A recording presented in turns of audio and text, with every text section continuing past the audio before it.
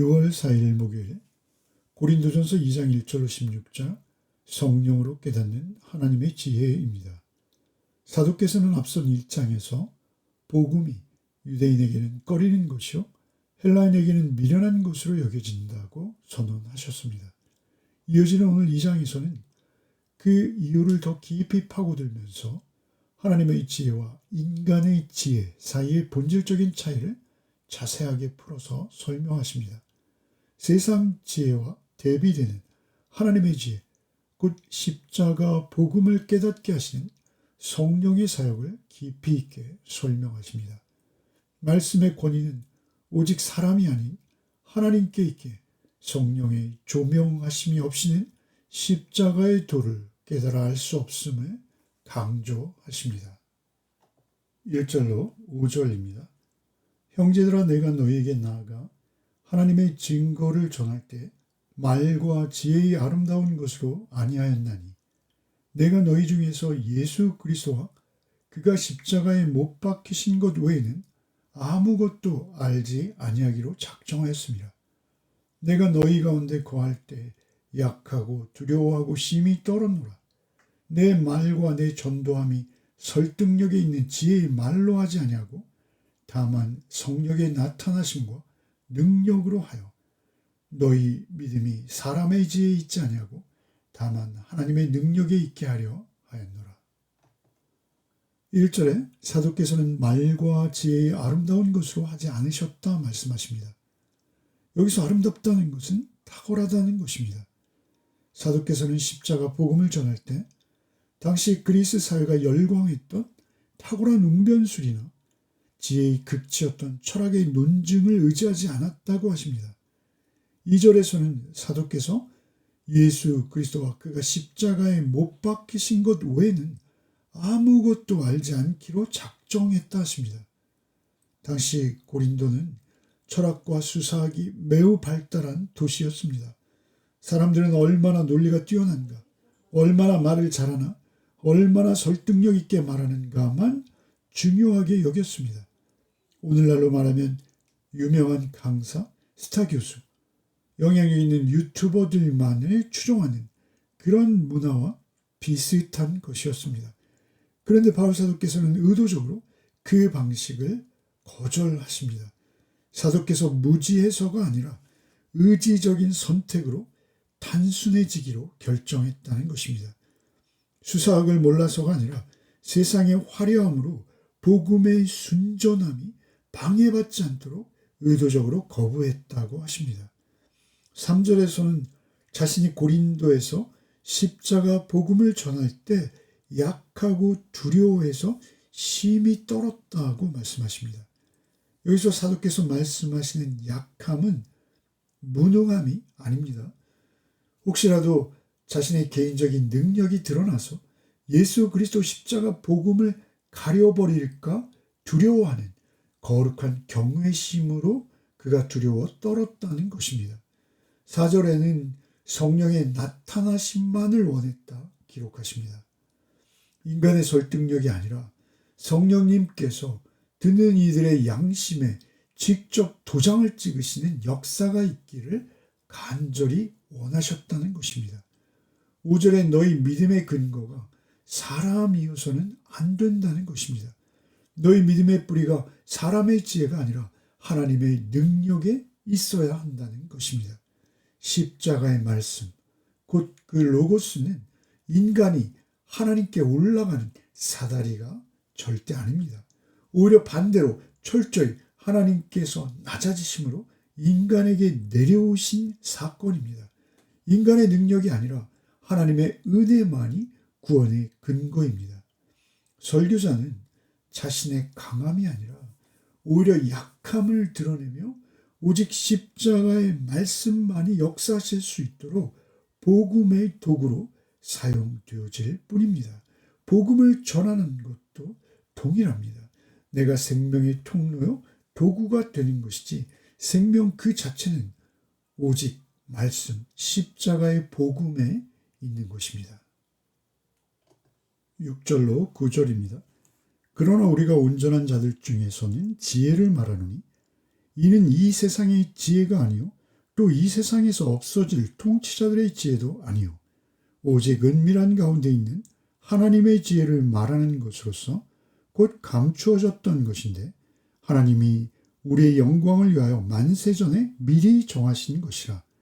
이 지혜는 이 세대의 통치자들이 한 사람도 알지 못하였나니 만일 알았더라면 영광의 주를 십자가에 못 박지 아니하였으리라.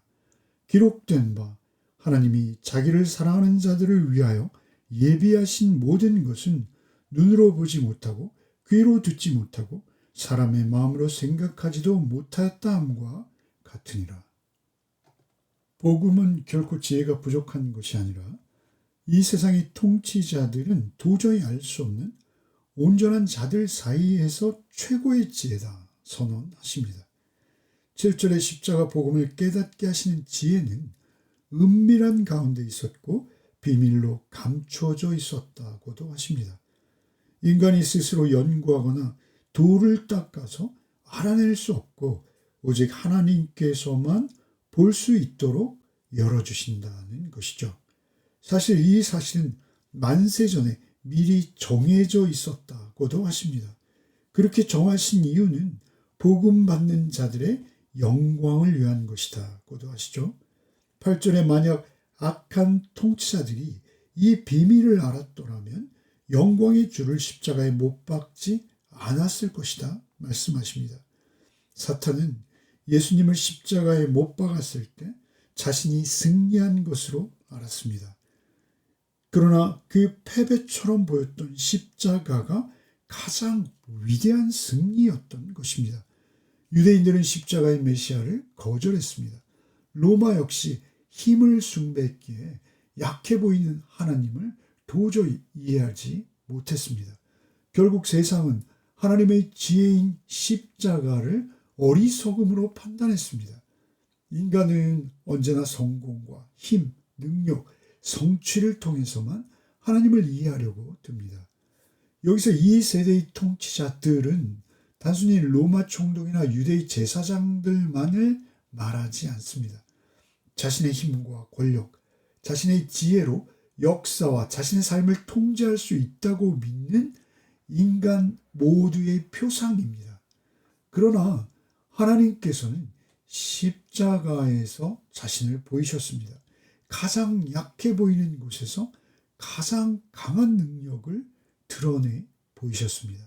십자가는 하나님께서 만세전에 작정하신 우주적 구원의 성취입니다. 인간의 지혜는 하나님의 일하심의 깊이를 읽어낼 능력이 없습니다. 9절에 하나님께서는 자기를 사랑하는 자들을 위해서 예비하신 십자가 구원의 비밀을 그 눈과 귀와 마음, 곧 인간의 이성과 감각을 뛰어넘어 성령님의 도우심으로 이해시켜 주시는 것입니다. 그토록 구원은 신비한 것으로 하나님께서만 주실 수 있는 것입니다. 10절로 13절입니다. 오직 하나님이 성령으로 이것을 우리에게 보이셨으니 성령은 모든 것, 곧 하나님의 깊은 것까지도 통달하시느니라. 사람의 일을 사람의 속에 있는 영 외에 누가 알리요? 이와 같이 하나님의 일도 하나님의 영 외에는 아무도 알지 못하느니라. 우리가 세상의 영을 받지 아니하고 오직 하나님으로부터 온 영을 받았으니 이는 우리로 하여금 하나님께서 우리에게 은사로 주신 것들을 알게 하려 하심이라. 우리가 이것을 말하거니와 사람의 지혜가 가르친 말로 아니하고 오직 성령께서 가르치신 것으로 하니 영적인 일은 영적인 것으로 분별하느니라. 10절에 성령님만이 하나님의 깊은 것, 곧 하나님의 속마음까지 인간이 도저히 뚫어볼 수 없는 그 신비스러운 하나님의 마음속 생각과 계획까지 통달하신다고 하십니다. 그 성령님께서만 이 십자가 구원의 도를 우리에게 보이실 수 있다 말씀하십니다. 사도께서는 11절에 비유로 말씀하시기를 인간도 인간의 영으로만 자기 자아의 중심, 의식의 중심을 알 수 있다는 것이죠. 하나님의 영도 그 성령님만이 하나님의 마음과 생각과 계획을 아시기에 우리가 세상의 영이 아니라 하나님께로부터 온 영을 받았기에 우리에게 은혜로 주신 것들을 알 수 있다 말하십니다. 그렇게 성령님만이 어떤 인간도 헤아릴 수 없는 하나님의 십자가 구원 계획을 알게 하실 수 있다고 하십니다. 사도께서는 이런 이유로 세상의 지혜나 방법이 아니라 오직 성령님의 능력으로 십자가 복음을 전했다고 하십니다.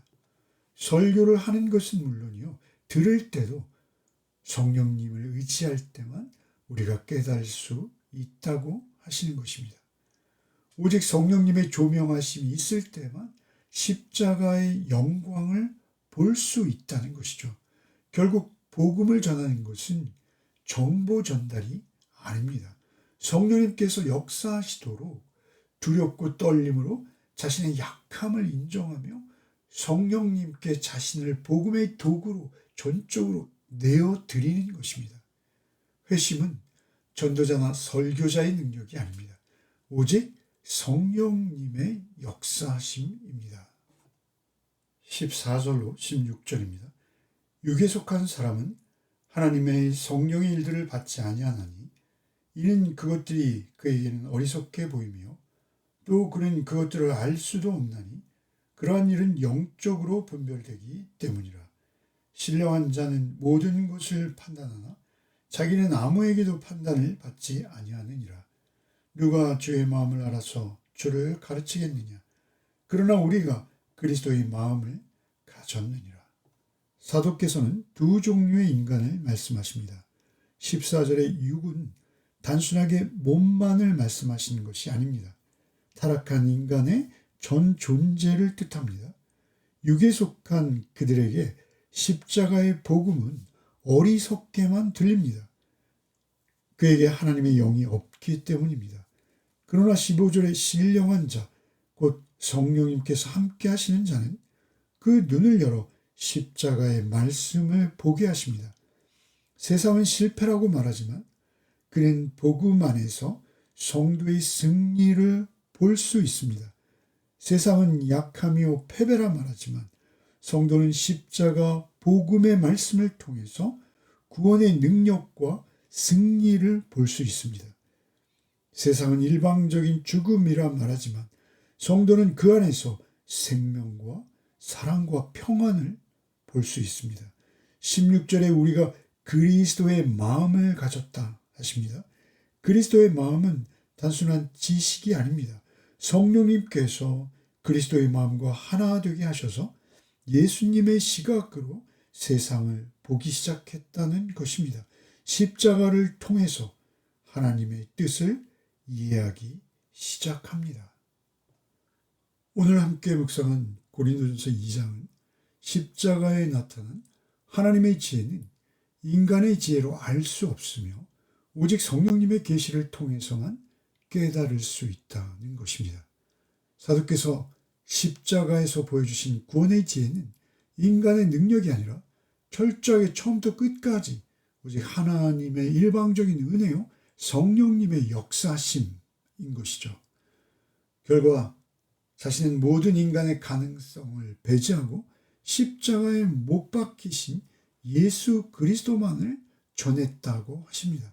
성령님께서 오늘도 우리를 그 십자가 앞으로 이끄시며 그 십자가 아래서 하나님의 깊으신 그 사랑하심과 영광을 바라보며 그 은혜를 힘입는 하루가 되시기를 소원합니다. 기도하시겠습니다. 화려한 말과 인간의 탁월한 지혜로 하나님께 오리려 했던 마음이 우리에게 있었다면 이 시간 내려놓게 하여 주시옵소서. 오직 낮아지고 또 낮아지신 십자가 구원의 은혜로만 구원받았다는 사실을 잊지 않는 하루가 되게 하여 주시옵소서. 사도께서 그 타락한 도시 고린도에서 복음을 전하실 때 두렵고 떨림으로 오직 십자가 구원의 은혜만을 드러내기 원하셨던 것처럼 오늘 우리의 삶도 그렇게 십자가만 드러내는 자로 살게 하여 주시옵소서.